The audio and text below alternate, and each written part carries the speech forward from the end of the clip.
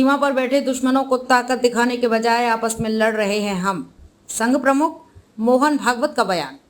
राष्ट्रीय स्वयंसेवक संघ के प्रमुख मोहन भागवत ने गुरुवार को कहा कि देश की सीमाओं पर दुश्मनों को अपनी ताकत दिखाने के बजाय हम आपस में लड़ रहे हैं।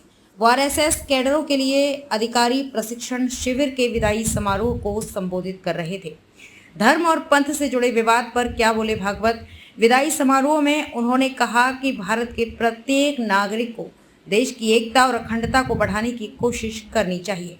उन्होंने कहा कि वैश्विक आर्थिक संकट और कोविड-19 महामारी के दौरान भारत ने सभी देशों के बीच अच्छा प्रदर्शन किया।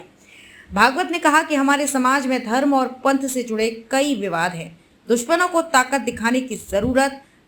मोहन भागवत ने कहा, हम सीमा पर बैठे दुश्मनों को अपनी ताकत नहीं दिखा रहे हैं, लेकिन हम आपस में लड़ रहे हैं। हम भूल रहे हैं कि हम एक देश हैं। सभी को भारत की एकता और अखंडता बढ़ाने के लिए प्रयास करना चाहिए और अगर कोई कमी है तो हम सभी को उन पर काम करना चाहिए।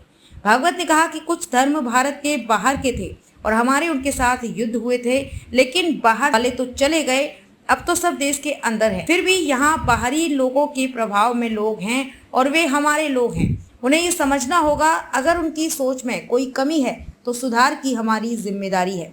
इस्लाम धर्म सदियों से भारत में है सुरक्षित। आरएसएस प्रमुख उन्होंने इस्लाम धर्म पर राजनीति कर रहे लोगों को कहा कि बाहरी लोग चले गए, लेकिन इस्लाम सदियों से यहाँ सुरक्षित है। आरएसएस प्रमुख ने कहा, कुछ लोग इस धारणा का समर्थन करते हैं कि इतिहास काल में भारत में कोई जातिगत भेदभाव नहीं था, लेकिन ये स्वीकार करना होगा कि हमारे देश में जाति व्यवस्था के कारण अन्याय हुआ है। संघ प्रमुख ने कहा, हम अपने पूर्वजों का गौरव लेकर चलते हैं तो हमें उनकी गलतियों को भी सुधारना होगा।